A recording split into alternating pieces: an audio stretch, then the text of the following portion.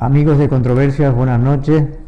Una vez más, el programa hoy va a abordar un tema que aún sigue con cierta actualidad, como es el post-volcán de Tajo Gaite del 2021, 19 de septiembre, hasta los primeros días de diciembre del mismo año.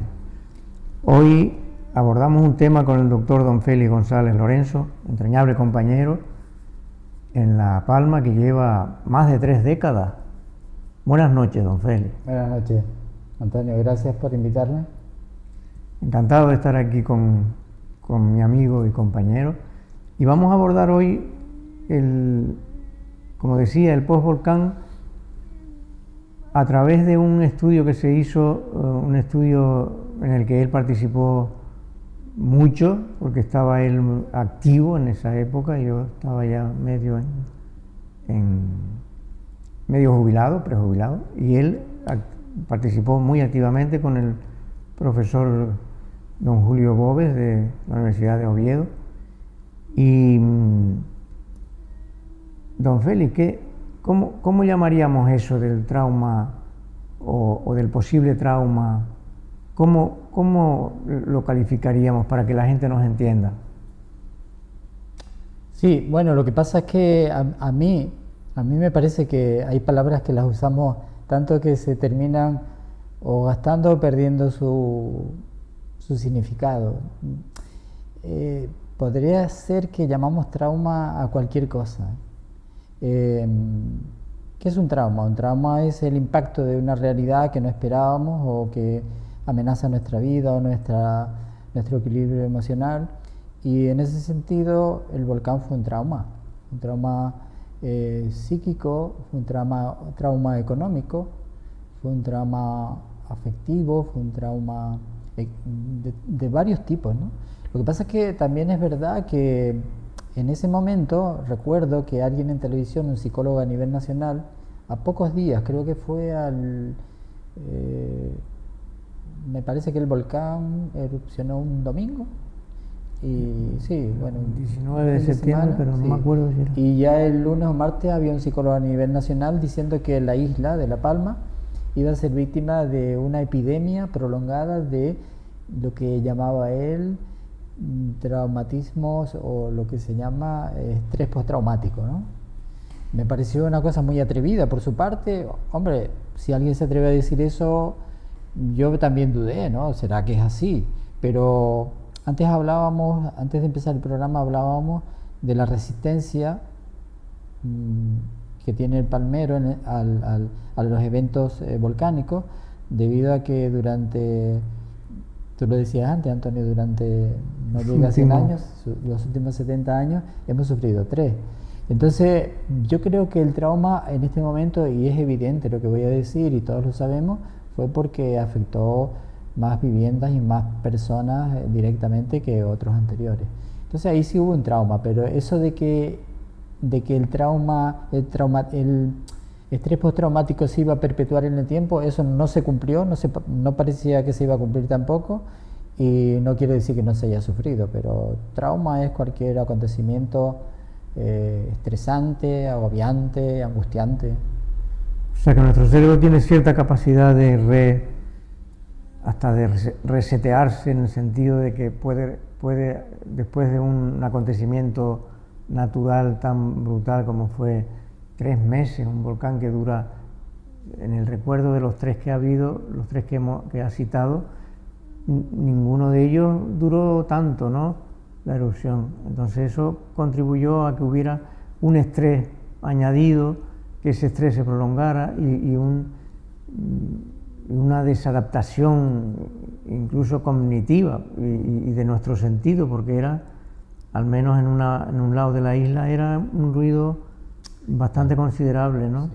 Me parece importante eso que dice, porque cuando visitábamos la zona de los llanos, yo lo visitaba porque trabajaba en ese momento en el Servicio Canario de Salud, como lo hago ahora también, pero me iba a los llanos y me di cuenta de que el sonido era constante. Sabemos que una de las cuestiones que nos desequilibran es un sonido constante, un viento constante. Era el ruido ese rítmico permanente, día y noche, para las personas que vivían allí. Eso no se había dado en la isla, me parece, ¿no? Porque los volcanes, el de Fuencaliente por lo menos, lo íbamos a ver y nos retirábamos. A no ser la gente que vivía en Fuencaliente, pero no era tanta como era la que resultó afectada. Y tampoco en Fuencaliente parecía que amenazaba a las casas, las viviendas, la integridad.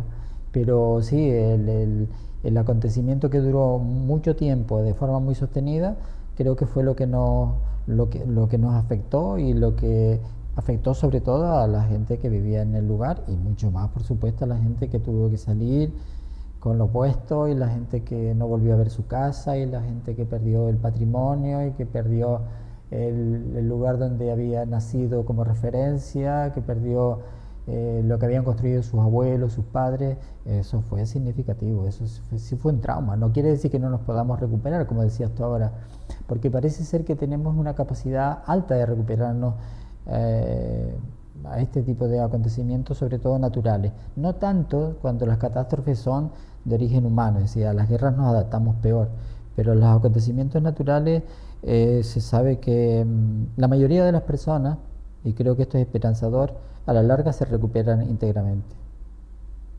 O sea que puede ser cierto que el que pierde todo, pierde la casa, pierde el lugar donde hacía su vida cotidiana, ahí puede haber un duelo que pues se puede prolongar dependiendo de la estructura y de cada persona y también de la vulnerabilidad previa. Puede ser que se recupere antes o después, pero hablar de criterios de síndrome de estrés postraumático es un poquito exagerado, ¿no? Es arriesgado y no quiere decir que no se produzca, es decir, en una situación catastrófica el estrés postraumático puede surgir, pero una condición de que tú lo sabes tan bien como yo, Antonio, y esto quizá lo debemos explicar, que para diagnosticar este síndrome se requiere que la vida de uno haya corrido peligro, es decir, que haya habido la percepción que la vida haya corrido peligro o la de otra persona. Es posible que haya gente que lo haya sentido, y mucha gente, porque a lo mejor su familia vivía al lado, un amigo vivía al lado, o él vivía cerca en un sitio donde pensaba que iba a salir una erupción, y puede ser que haya gente, y lo más seguro es que ha ocurrido, que ha sufrido el estrés postraumático. Pero incluso del estrés postraumático nos recuperamos, estamos parece que programados para salir de ahí. El estrés postraumático no es una cuestión que se nos cae encima y dura para siempre. Dura demasiado tiempo, es verdad, porque una de las condiciones del estrés postraumático es que se reviven las situaciones con el tiempo, hay sueños, hay pensamientos intrusivos que vienen, que uno no los quiere sobre lo que ocurrió, pero yo creo que se sobredimensionó todo. Bueno, los medios de comunicación también hacen correr rápido las noticias, había cierta sensación de dar noticias más impactantes y las noticias más impactantes a veces son las menos verdaderas, pasó de todo un poco. Sí, antes, fuera de cámara, me comentabas que en cuántos siglos de vulcanismo en la isla, también en Canarias, que el número de víctimas, o sea que había sido poco para lo que sí podía producir otra tipología de vulcanismo, ¿no? Claro. Y me acuerdo que mi abuela decía, y probablemente no tenía mucha razón, pero lo decía, yo me quedé con esa idea. El volcán pasó por delante de su casa, en el Barranco de la Lava, en Tiguerorte, en el 49. Y ella decía que una mujer podía ir hilando delante del volcán, de la lava, porque iba lenta. Claro, es verdad, porque iba por sitios llanos, ¿no? También la familia comenta que se iba la gente a jugar, a saltar de un lado para otro de la lava, ¿no? Eso ya por seguridad, por supuesto que está prohibido. Pero el dato que tú me parece que mencionabas tiene que ver con que en los siglos que llevamos, desde 1500 aproximadamente, que hay datos, está datada lo que ha pasado en cuanto a bajas, en cuanto a muertes. Sabemos que han ocurrido 24 personas han fallecido por los volcanes en la historia de Canarias. Eso quiere decir que bueno, que para la cantidad de erupciones que ha habido, la percepción imaginada puede ser que no sea tan trágica, a no ser para la gente que no era de aquí, que lo vivió de forma más amenazante.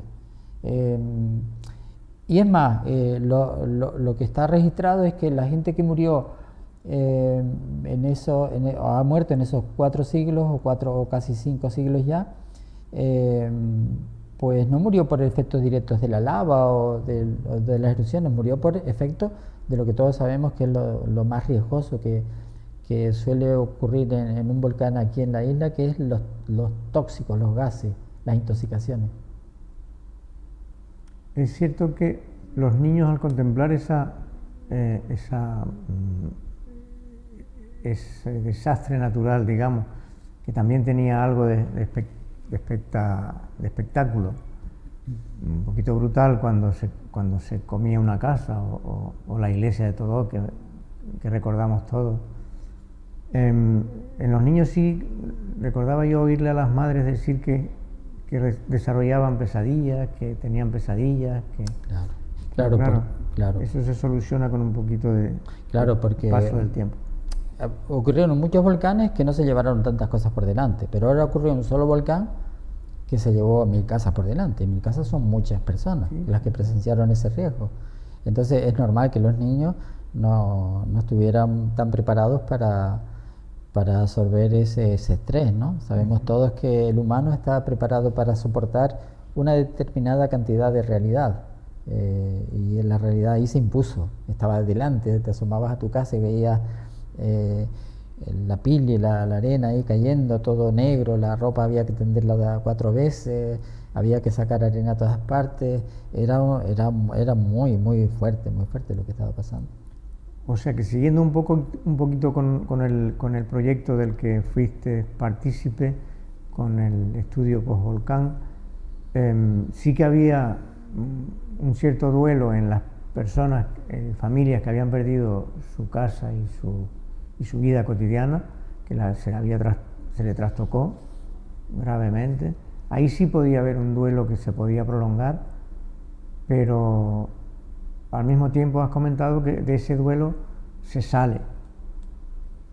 Sí, duelo, como tú bien sabes, porque nos hemos dedicado a eso en buena parte de nuestra profesión, es ayudar a la gente a afrontar duelos, a apoyarles, a escucharles, a contenerlos. Duelo es todo el dolor que se produce en una pérdida. El duelo puede ser por cualquier cosa que nosotros tengamos, que queremos, que significa. No solo puede ser por una persona, puede ser por una casa, puede ser por un símbolo como es una iglesia, porque es una especie de símbolo cultural, es como que acabó con la cultura acabó con el escenario del pueblo.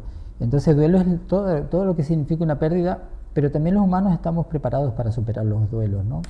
Se dice que los duelos, y se sabe que los duelos más difíciles de superar son de las personas que no podemos enterrar, ¿no?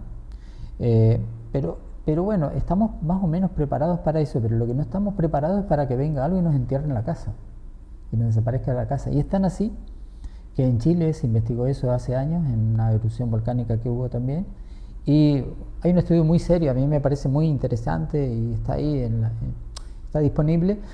La gente al final que fue evacuada del volcán, se le hizo una casa, terminó en otro barrio, el barrio también desapareció y se quedaron bien, se quedaron relativamente tranquilos. Pero a lo que no se terminaron de adaptar, a pesar del paso del tiempo, fue a no ver delante su barrio, su lugar, la casa del vecino, la torre de la iglesia, la montaña. A eso pasaba el tiempo y no se acostumbraba. Les dolía. Eso es el duelo. ¿Y cómo se reconstruye eso psicológicamente? ¿Tendremos recursos? Nuestro cerebro parece que tiene recursos para reconstruirse, un poco como decíamos al principio, realizar cierto reseteo y volver a ilusionarse por la vida, ¿no? Sí, unas personas más y otras menos, pero es como todo. Hay personas que pierden una pareja y se les viene el mundo muy encima, muy encima. Y hay personas que pierden una pareja y se les viene el mundo tan encima que se quieren morir. Y hay personas que pierden una pareja y se les viene tan encima que se quitan la vida. Y no todas las personas hacen eso, pero hay personas más resistentes a ese tipo de impactos que otras. La mayoría, me parece a mí, y están los datos ahí, que sí resisten bien, aunque el sufrimiento sea inevitable. El sufrimiento no lo podemos evitar. Es decir, nosotros cuando ocupamos un lugar en los cuidados en salud mental, sabemos desde principios del siglo pasado, que lo dijo, bueno, un investigador que a veces es medio polémico, que era Freud, que a los duelos no había que tocarlos, porque si los tocábamos desde el punto de vista, y había pocos fármacos en esa época, prácticamente ninguno, a principios del siglo, porque si los tocábamos podíamos hacerlo peor. El duelo, lo que es el duelo en sí, no hay que medicarlo, no hay que, tú me preguntabas cómo podemos hacer, ¿no? Estar ahí, acompañar. O sea que a veces no procede hacer revivir un sufrimiento que siempre es individual. Por supuesto, está bien la pregunta, porque me acuerdo que en ese momento sabemos todos que había mucha preocupación por la salud mental, ¿no? Entonces en algunas reuniones yo escuché a algunos profesionales que, bueno, yo ni los voy a nombrar ni digo que no tuvieran razón, pero decían, hay que cerrar el duelo. ¿Cómo es esto de cerrar el duelo? ¿Cómo se cierra un duelo? Coser el duelo, ¿no? No se puede cerrar un duelo. Un duelo está abierto y hay que acompañar y hay que contener y hay que estar ahí y hay que vigilar, porque también al duelo se le puede añadir otra enfermedad, y esta enfermedad puede ser una depresión, pero todas las heridas no son depresión. Se curan solas, algunas heridas se cierran solas. Yo creo que hay que esperar a que se cicatricen. Muy bien. Bueno, siguiendo con el estudio, nos acercamos ya a las conclusiones, pero el estudio fue un estudio, ahora tengo curiosidad, seguro que lo tienes más en la memoria que yo, se realizaron un montón de encuestas en la población general. Sí, incluso de Canarias. También de Canarias. Fue a nivel general, a ver cómo se veía el impacto desde fuera también, de gente que tenía familias aquí o el que no lo tenía. En las preguntas había que poner todos esos datos, ¿no? Entonces se evaluaba por un equipo muy sólido y muy solvente, que es de Cibersan. Es un nombre muy conocido para nosotros, sí, porque es un equipo de investigación que tiene una de sus, digamos, referencias, la Universidad de Oviedo, liderada por Julio Bópez, como tú bien decías, que es una figura en la psiquiatría nacional destacada, respetada y reconocida. Y bueno, el estudio fue hecho con directrices muy serias, con métodos de la investigación rigurosos y bueno, y los estudios son, en ese momento lo que pretendía es ver indicadores, no pretendía llegar a conclusiones definitivas, porque como bien dice Bópez en algún momento, había que ver el impacto del volcán a nivel del tiempo, es decir, a más distancia, a más tiempo. Y sobre las ideas suicidas o sobre el suicidio consumado, ¿tenemos datos como si fuera una reactividad al volcán? En ese momento, el estudio, eso fue el volcán, el estudio se empezó a hacer en enero, creo, es decir, un poco después, ya cuando estaba finalizando la erupción, pero todavía estaba en plena vigencia. Y lo que se sabe, lo que el estudio detectó en ese momento era que había lo que se llaman más ideas suicidas pasivas, es decir, ante una catástrofe, ante una situación dolorosa, uno lo primero que hace es decir, no, esto no está pasando. Pero es que ante el volcán era imposible, eso lo llamamos negación, era imposible porque salía afuera, sí estaba pasando, era el volcán. Y después viene, bueno, me quiero morir, ¿no? Me quiero morir no es me quiero matar. Me quiero morir, hasta matarme lleva varios pasos. Me quiero morir, me quiero quitar la vida, ¿cómo quiero hacerlo? ¿Qué día? Ahí ya el trayecto hasta el final es muy corto. Cuando yo le pongo fecha y día y método, ahí hay que correr, porque si no corremos no llegamos a tiempo. Pero la cosa es detectar eso. Pero bueno, no me quiero ir por ahí, sino que lo que se presentaron en ese momento fueron ideas suicidas pasivas. Me quiero morir, no me quiero matar. Y de hecho, por lo menos en ese periodo no se detectó ni más ingresos psiquiátricos, menos. La gente estaba más ocupada, la gente estaba... el asunto de ayudar a los demás nos da salud mental, nos da la sensación de Sabemos que la felicidad, una de las cosas con las que tiene que ver es con lo que damos más que con lo que recibimos. La capacidad de dar está muy relacionada con la capacidad de ser feliz. Y la gente en ese momento se volcó en una cuestión muy espontánea y muy buena de ayudar a los demás. Y eso nos distrajo, eso nos dio una causa para seguir adelante, al revés, ¿no? Yo creo que contrarrestó las ideas pasivas de suicidio. O sea que el volcán produjo un impacto evidente en la población general y un estrés y un no saber, cierta incertidumbre de cuánto iba a durar durante la erupción, pero no tanto generó algo muy psicopatológico, mucha psicopatología como la que hablábamos antes, en todo caso en grado menor. O sea que lo psicopatológico se distingue de un trastorno adaptativo a la situación aquella que, aunque no era nueva, porque ya lo habíamos vivido antes, algunos. Yo recuerdo la del 71, la del Teneguía, que fue un espectáculo, porque no hizo apenas daño, amplió la isla un poquito y se vivió casi como... Pues yo me acuerdo que vine de Tenerife en el barco de polizón porque no había billete y me tuve que meter acompañando a alguien que tenía una escayola en un pie y me quedé y así vine a La Palma, ¿no? Como pasó tanto, ha pasado tanto tiempo después. Estoy buscando un dato, ¿eh? Sí. Disculpa. Un dato para contestarte un poco a lo que ya creo que estás insinuando que me vas a preguntar. Sobre cómo si lo que produjo el volcán fue una enfermedad o fue una reacción normal.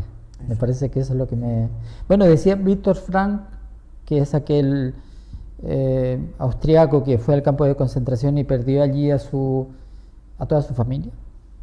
Él escapó en la época nazi. Después él era de Viena, escapó de los campos de concentración, escapó porque se terminó la guerra y creo que al final lo liberaron, pues muy delgado y muy disminuido, pero él se recuperó, se hizo psiquiatra, fue un eminente estudioso de la conducta humana, y él decía que una reacción anormal ante una situación anormal es una reacción normal.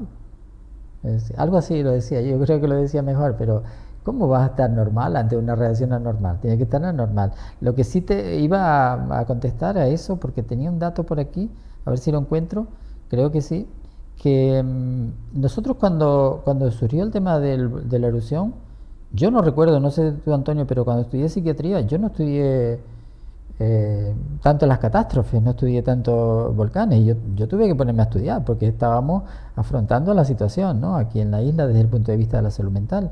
Y estuvimos buscando y encontramos algunos datos de la OMS que los voy a resumir, que a mí me parecen interesantes, ¿no? El impacto de los desastres en la morbilidad, es decir, en la enfermedad mental, es así. Si bien antes de los desastres el 2 a 3% de la población está afectada por trastornos mentales que se llaman graves, que son pues los trastornos psicóticos, que llamamos esquizofrenia, que llamamos... Bueno, de otra manera, no quiero entrar en muchos términos técnicos, pero esos trastornos pasan del 2 al 3% antes de la erupción o antes de la catástrofe al 3-4%, aumentan un punto. Los trastornos mentales comunes que llamamos pues las depresiones ligeras, moderadas, aumentan del 10 al 15%, 5%. Y lo que más aumenta son las reacciones que tú decías antes, adaptativas. Hasta aquí hemos hablado de enfermedad, que habría que tratar. Pero a partir de aquí hablamos de reacciones de Víctor Frank, es decir, reacciones normales ante situaciones anormales. Entonces, bueno, ahí está la población más afectada, que es lo que nos pasó a todos. A mí también me pasó, yo también tenía estrés, yo también dormía peor. Pero aquí pasa una cosa, la mayor parte de la población está afectada por trastornos que no son enfermedad, que son reacciones normales, y este porcentaje es mayor, pero es el más que se recupera también, es decir, se recupera más rápido que la mayoría, se recuperan, digamos que hasta la normalidad, hasta hacer una vida normal, la mayoría de las personas. Evidentemente, una persona que tenía, yo he visto personas que tenían un problema mental grave que quedaron afectadas por años y todavía posiblemente tienen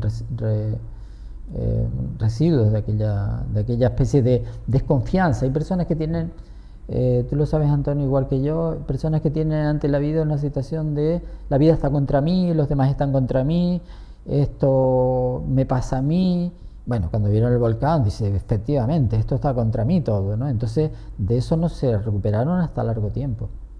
O sea que en algún caso de las familias que sí que lo perdieron casi todo o todo, sí se pueden desarrollar algún criterio posteriormente de un síndrome de estrés postraumático, algunos criterios, pero no, ni mucho menos en mucha gente. No, o sea que no. La pérdida más el duelo, sí, subsiguiente a la pérdida, puede sí desarrollar una cierta patología que puede ser clasificable en nuestras clasificaciones, en el CIE-10 y en los DSM-5 ahora, pero no tanto como en principio se quiere dar a entender, ni mucho menos calificar como neurosis del post-volcán. No, yo creo que no. Yo creo que ponerle mucho nombre no es conveniente porque ahí pasa otra cosa con eso de ponerle nombre. Pero lo que sí hay que, a mí me parece que sí es importante, porque eso sí lo vemos, es que depende cómo te haya ido después del volcán, depende del tiempo que hayas tardado en recuperar tu casa, depende del tiempo que te hayas tardado en instalar de nuevo en un lugar relativamente cómodo. Hubo gente que estuvo muy sometida a espacios pequeños teniendo una casa pues probablemente muy holgada, con una finquita, con una huerta, y hubo gente que se tuvo que meter en un piso y eso se vive mal. Y ahí pasa otra cosa, ¿no? Tú puedes tener una casa nueva que al final la administración te haya reconocido porque todo llevó su tiempo, quizás más del que debía, pero bueno, las cosas a veces van despacio, estas cosas de la administración. Entonces puedes tener tu casa y puedes estar bien en tu casa, pero tener el duelo por la que perdiste, esa pena que tuviste. Es como si tienes una pareja y la perdiste y tienes otra, pero a lo mejor te acuerdas alguna vez de aquella, ¿eh? O más veces de las que quisiera, aunque no lo digas. Cierto, sí. Sí, tienes razón en el sentido de que quizás el tema de la reconstrucción de la isla se dilató un poco por los trámites administrativos, incluso por la fundamentación y el papeleo de la casa, porque las casas que se sepultaron, también estaban allí los papeles, ¿no? Después acreditar todo eso.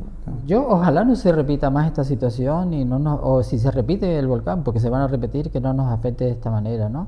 Pero yo la próxima vez, y lo dije en su momento, me preocuparía menos, fíjate lo que voy a decir, por tanta psicología y tanta salud mental y tanta psiquiatría, y más por tasar daños, darle a la gente confianza, lo de usted vale tanto, lo de usted a lo mejor va a llevar un tiempo pero se va a reponer, pero se psicologizó mucho la situación, me parece a mí.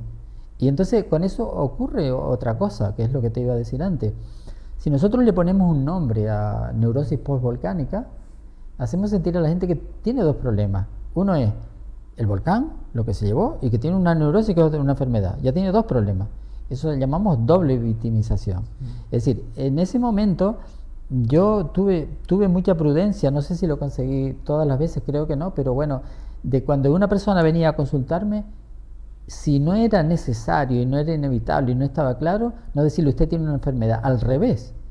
Yo iba al Teneguía Princess, abajo, y a la mayoría de la gente, porque pensaba que se lo tenía que decir, porque era así, qué fuerte ha sido usted.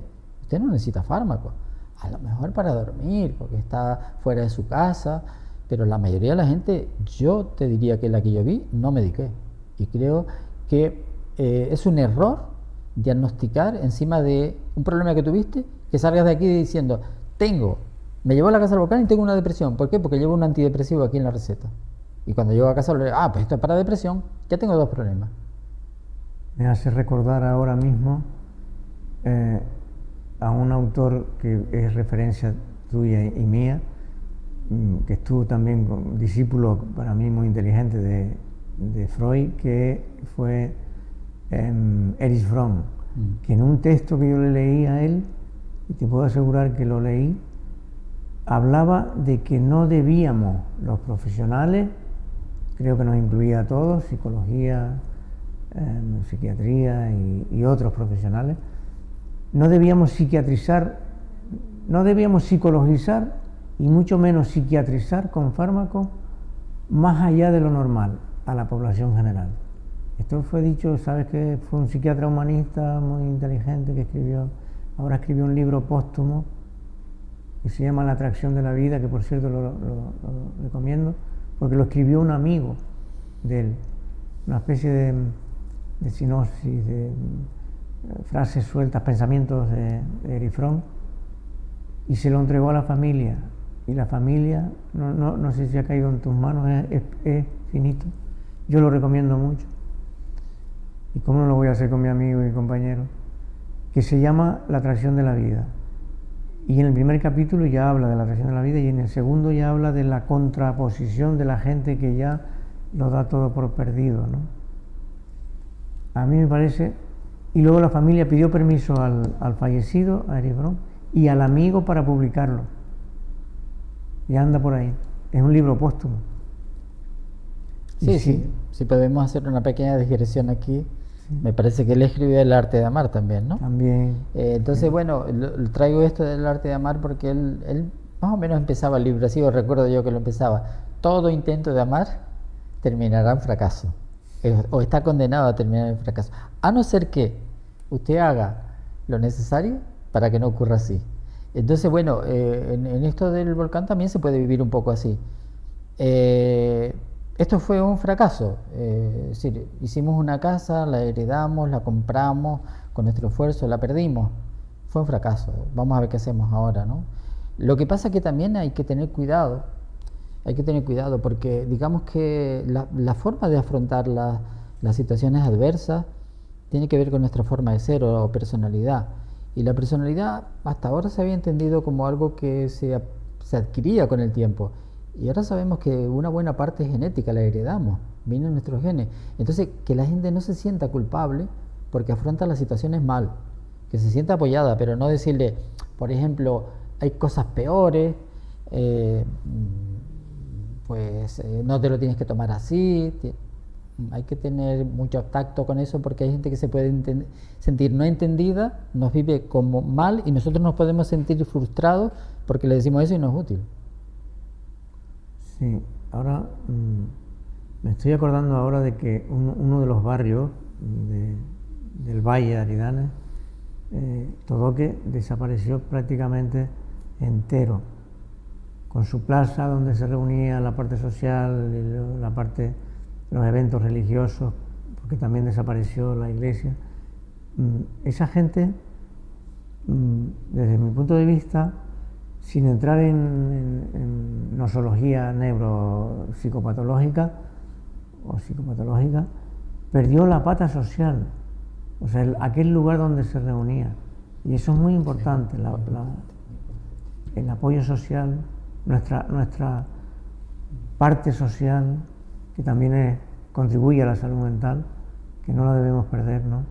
Esa capacidad que tenemos los seres humanos de relacionarnos con nuestros vecinos, con nuestros amigos, y reunirnos de vez en cuando, ahí sí que hubo una fractura, ¿verdad? Sí, un desarraigo, digamos que drástico. Pasé de vivir en mi casa a vivir un poco excluido de aquí, con el volcán creciendo cada vez más. Yo recuerdo, como recordamos todos, ir por allí y ver aquellos ojos, ¿no?, de la gente, no habían dormido, alerta, va a pasar por aquí, se va a extender más.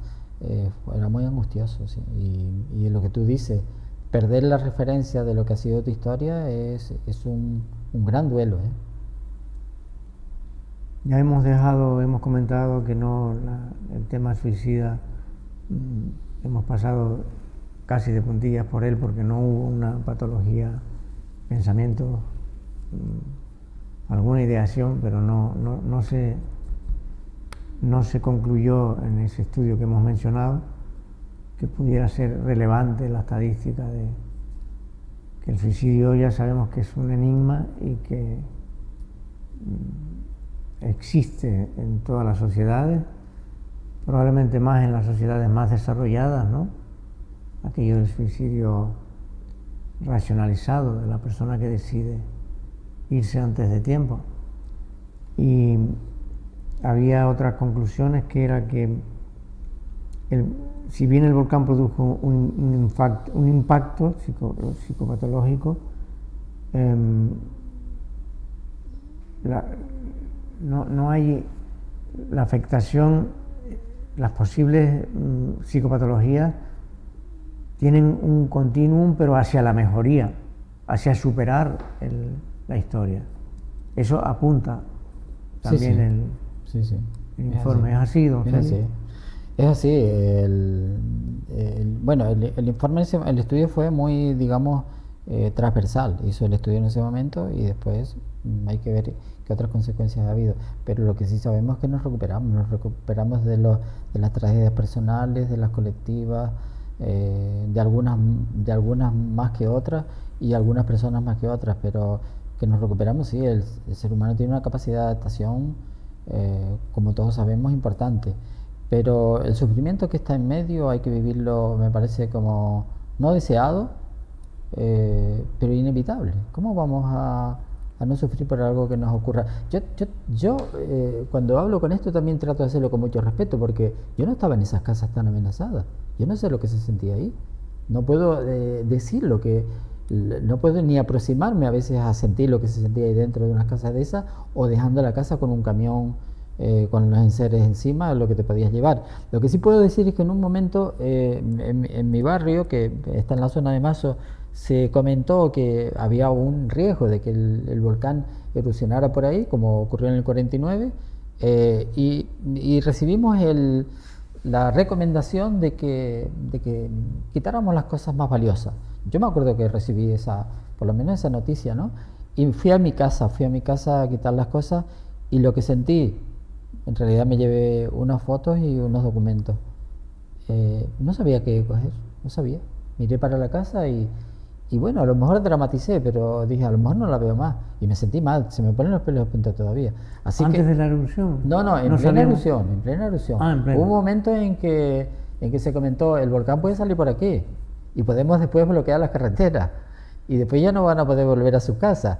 Eso se comentó, a lo mejor fue algo que fue, digamos, no totalmente oficial, pero en mi casa había un papel en el buzón donde se nos convocaba a una reunión para informarnos, y yo me llevé las cosas y todavía las tengo fuera, por cierto.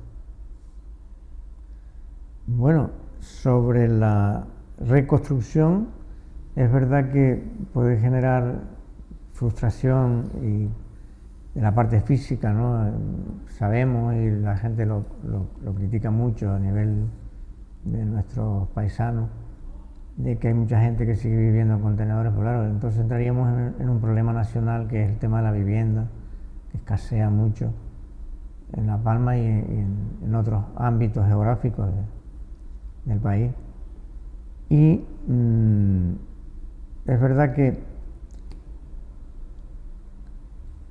tengo amigos que han reconstruido totalmente su finca y que la han aplanado, con lo que eso cuesta, con las máquinas, perdiendo los dientes, que son los dientes de la máquina, ¿no? Y han puesto tierra, han vuelto a poner tierra y han sembrado otra vez el cultivo que tenían previo al volcán. O sea, eso se llamaría la capacidad de resiliencia del palmero. Eso, ¿cómo llamaríamos a ese coraje? Yo, cuando empezamos a escuchar cosas sobre el volcán, que a mí bueno, yo vi el de Teneguía, pero no estudié tanto como ahora. Supimos algunas cuestiones. Unas venían de parte de los vulcanólogos que se presentaron aquí, ¿no? Dijeron cosas que podían parecer polémicas, pero comentaron algo, cómo lo veían ellos, desde el punto de vista geológico, como inevitable, y como necesario, incluso lo planteaban para el crecimiento para el mantenimiento de de la superficie de la isla, ¿no? Era doloroso escuchar eso, porque el que le estaba llevando a la casa, no me hables de crecimiento de la isla, me está llevando a mi casa. Pero bueno, ellos lo decían, eran técnicos, ¿no? Igual, a mí me parece que fueron muy respetuosos en lo que decían, pero bueno, se podía vivir mal. Otra cosa que decían eran los tangibles y los intangibles. Y bueno, se referían evidentemente, lo tangible es la casa, la vivienda, el valor económico, el valor monetario. Es decir, si a mí me llevan mi casa y a mí me dan dinero, yo me compro otra casa. Eso es un tangible, lo puedo sustituir. Eso es un valor. Pero hay otro valor que es intangible, que es lo que significa esa casa para mí, lo que significa ese salón, lo que significa esa puerta de tea, lo que significa ese techo de 4 aguas o no, o esa losa, o lo que significa algo que tiene un valor que es insustituible. Yo no puedo sustituir eso. Eso quedó pendiente ahí. Y eso tiene que ver, por una parte, con la dificultad para encajar toda esa situación en tan poco tiempo.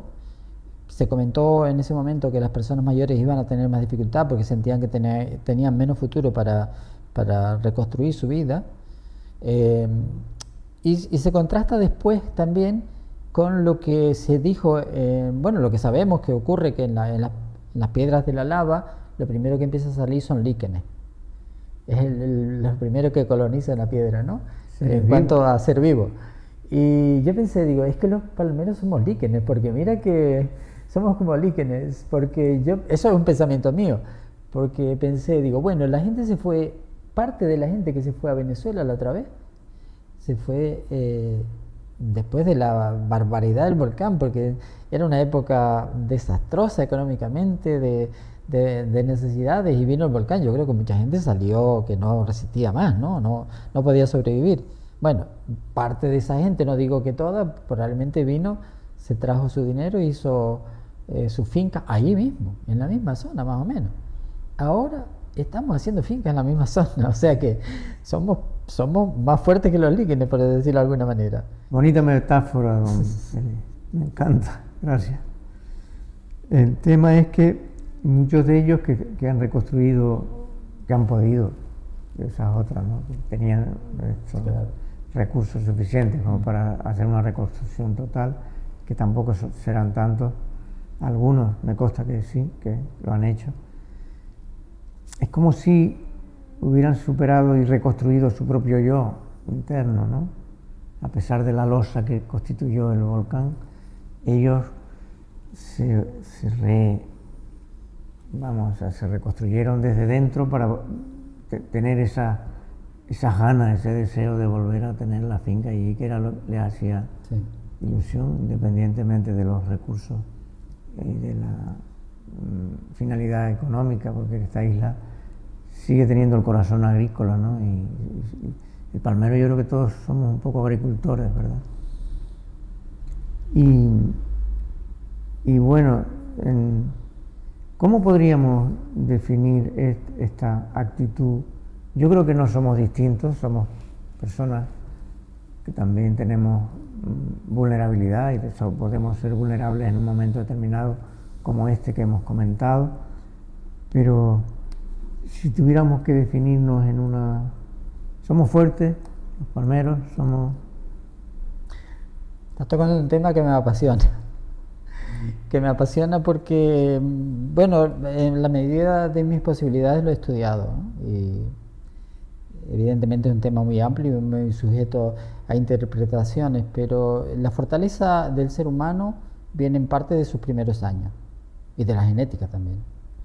Pero los primeros años evidentemente son los cimientos. Me acuerdo que cuando era pequeño que veía construir las casas, ahora se ven menos porque se lo hacen más empresas, se ponía la zapata, ¿no? Se ponía hierro, se ponía grava, se ponía piedra. Eso ocurre en los 3 primeros años de vida. ¿Y quién está ahí en esos 3 primeros años de vida? Nuestras madres. ¿Y quién ha sido nuestras madres? Pues han sido mujeres muy potentes, muy potentes. Hay un investigador inglés que dice que las madres pueden ser suficientes o no. Y yo a esa calificación le pongo, aunque él no lo haya dicho, notable, sobresaliente o insuficiente. Él dice, que se llama Winnicott, que la madre la madre conveniente es la suficiente, es decir, la que te ampara hasta que lo necesitas y te empieza a dejar solo cuando ya crecimiento. No lo necesitas, sí. Yo creo que el palmero ha tenido madres suficientes. Se dice por las crónicas de Galindo de la época de la conquista que las mujeres iban tirando piedras delante de los guanches cuando venían los conquistadores, que eran las mujeres las que tiraban piedras, y creo que, no sé si eso está escrito en la historia, pero, o lo he visto yo escrito por ahí, pero yo creo que las madres nuestras han sido muy potentes cuando los hombres han tenido que emigrar, cuando han ido, han venido. Mi abuelo creo que fue unas 6 veces a Cuba, cada vez que venía tenía un hijo y se iba otra vez, porque no podía darles de comer a mis padres y a mis tíos.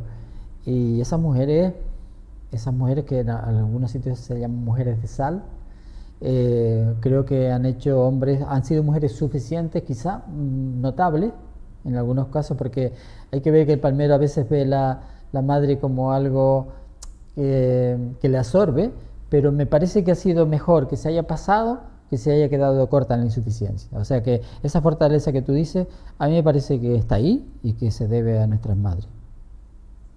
Bueno, pues, don Félix, muchas gracias por estar aquí. Gracias a ustedes. En esta pequeña atalaya, y agradecer a Canal 11 la oportunidad que nos da para hablar de algo que todavía es bastante cotidiano. Y tenemos el gusto de anunciar que en la próxima controversia vamos a hablar de un tema que tiene la sociedad ahí, que nos ha venido un poco de sopetón, aunque hace tiempo que está, que es de los posibles daños de las tecnologías en nuestra infancia y juventud, y también en los adultos. Hay que decirlo que algunos de ellos quizás utilizan las tecnologías de forma no adecuada, y vamos a ver si podemos desarrollar un debate que pueda interesar a nuestros oyentes. Gracias y buenas noches.